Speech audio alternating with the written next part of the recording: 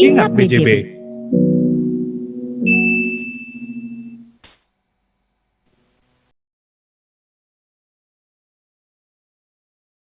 Baik Bapak dan Ibu, tentunya masih di webinar dan talk show pemberdayaan UMKM di era pandemi bersama Bank BJB. Dan tidak lupa juga kami ingatkan untuk Bapak juga Ibu yang ingin bertanya nanti bersama dengan para narasumber yang akan hadir sebentar lagi.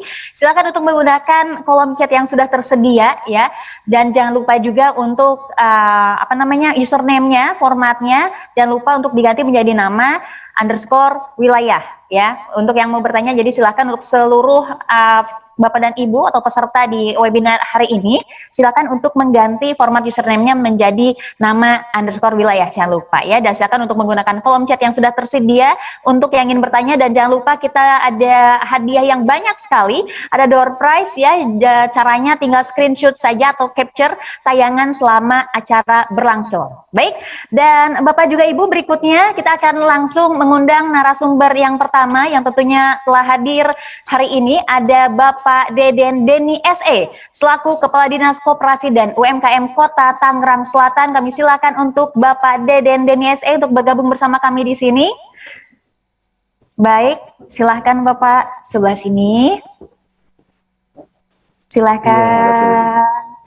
Baik, selamat pagi Bapak. Pagi, Assalamualaikum warahmatullahi wabarakatuh. Apa kabar Bapak? Alhamdulillah sehat Mbak Siti. Alhamdulillah sehat juga. Nah nih Bapak nih sebagai Kepala Dinas Koperasi dan UMKM Kota Tangerang Selatan nih Pak.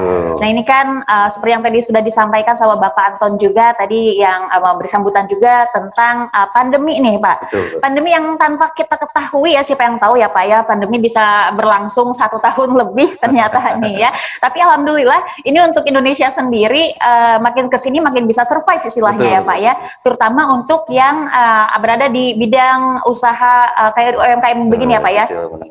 Nah ini mungkin menurut Bapak sendiri gimana nih sebagai Kepala Dinas Koperasi dan UMKM Kota Tangerang Selatan? Iya, ini kurang lebih sudah setahun Mbak ya, pandemi COVID-19 ini, dan justru di awal pandemi pelaku UMKM yang pertama terkena dampaknya. Berbeda mungkin dengan dulu krisis tahun 98. Terlebih setelah PSBB Mbak, di mana dibatasi aktivitas, dibatasi aktivitas dan yang lain-lainnya. Tentu juga pelaku-pelaku UMKM juga terdampak juga karena mungkin terbatas interaksinya dengan dengan konsumen. Nah mungkin dari awal ketika pandemi kami coba data Mbak, ada beberapa pelaku UMKM yang bahkan sama sekali sudah tidak bisa beraktivitas. Ada kurang lebih berapa di awal 600 sekian pelaku yang betul-betul sudah tidak bisa menjalankan usahanya. Bahkan mungkin kesulitan juga untuk memenuhi kebutuhan hidupnya. Ya di awal kami coba bantu dengan bantuan sosial dengan BLT ya untuk jangka pendek mungkin membantu memulihkan kehidupannya. Tapi mungkin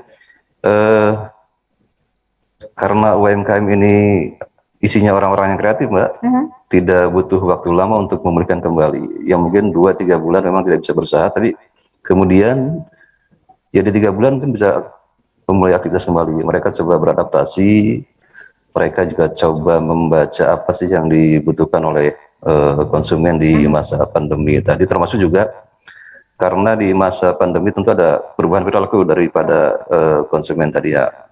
Beberapa pelaku UMKM membaca ini dan ya alhamdulillah setelah itu berangsur-angsur mulai aktif kembali, mulai jalan kembali usahanya, walaupun memang tidak seperti sebelum ada pandemi, sebelum normal setelah selagi normal, tapi minimal mereka punya motivasi, punya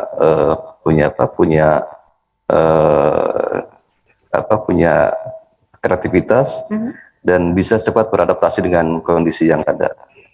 Contoh mungkin di awal pandemi mereka coba beralih ke usaha-usaha yang dibutuhkan saat itu, contoh dengan APD, dan bahkan mungkin sebagian pelaku UMKM yang ya kecil mungkin dari total pelaku UMKM yang ada, sebagian kecil malah diuntungkan Mbak. contoh mungkin dengan pelaku-pelaku UMKM yang sudah menjalankan usaha dengan digital marketing. Dan hasil survei di awal pandemi tadi, ya transaksi online naik 400%. Artinya bahwa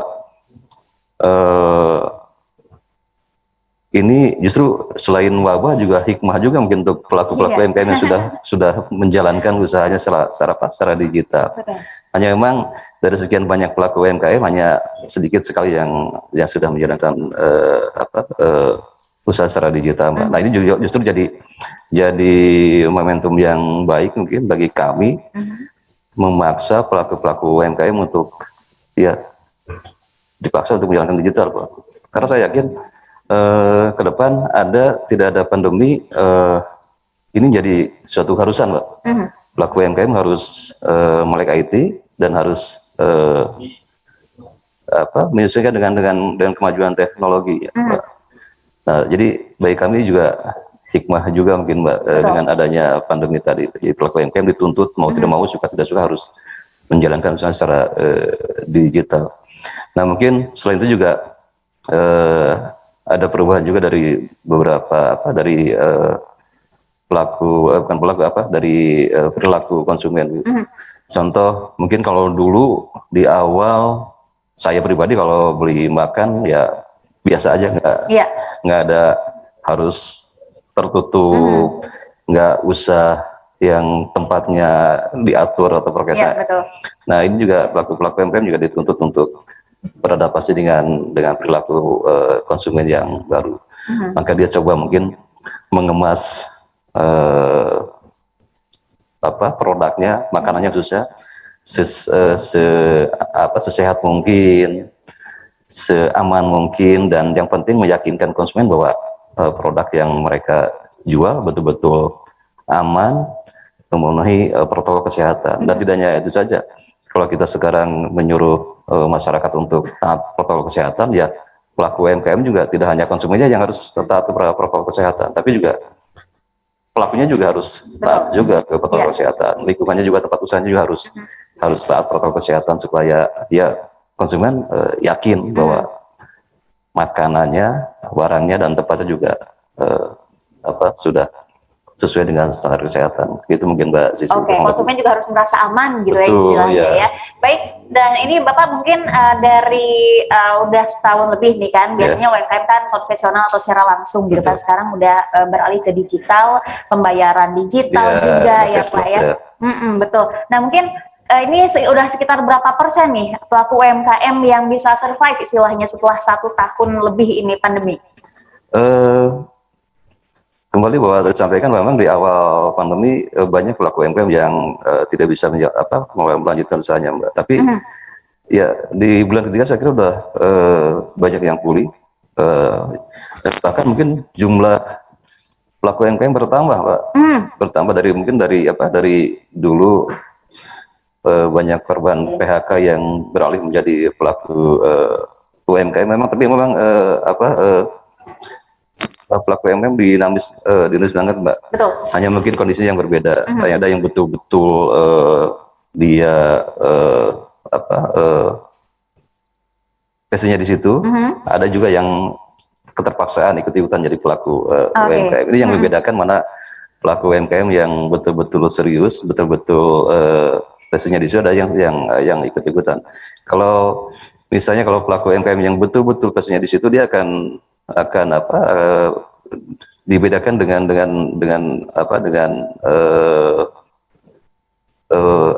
contoh gini, kalau dia serius di usahanya, dia pasti akan di awal melegalkan usahanya, Mbak. Terus juga mensertifikasikan produknya. Nah, itu mungkin salah satu bukti bahwa pelaku-pelaku UMKM serius menjalankan usahanya. Nah, ini mungkin yang mereka ini yang serius, yang punya motivasi dan memang passionnya di situ, dia yang relatif bertahan. Dia bisa beradaptasi dengan kondisi yang ada. Dia juga bisa membaca peluang yang artinya dia bisa membaca, bisa memetakan kebutuhan pasar hari ini, apa yang dibutuhkan oleh konsumen hari ini. Mungkin kalau dulu sebelum pandemi orang biasa belanja fashion, mungkin ketika pandemi ini dia beralih kebutuhannya menjadi ke hal-hal yang sifatnya dasar, contoh mungkin APD kayak begitu. Betul. Maka pelaku UMKM pasti akan beralih menjadi memproduksi APD kayak itu. Terus juga tadi mungkin yang saya sampaikan tadi ya, contoh mungkin dengan yang produksi makanan, dia juga akan menyesuaikan makanannya sesuai dengan protokol kesehatan. Orang-orang yang pelaku-pelaku UMKM yang punya pemikiran seperti itu yang relatif bertahan di masa pandemi ini. Oh, mungkin itu Mbak.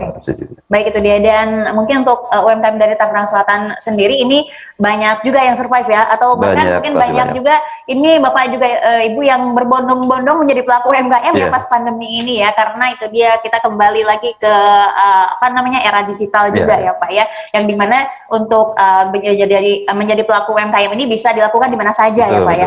Baik, itu dia, nanti kita akan berbincang-bincang lagi dengan Pak Deden ya dengan pertanyaan-pertanyaan berikut.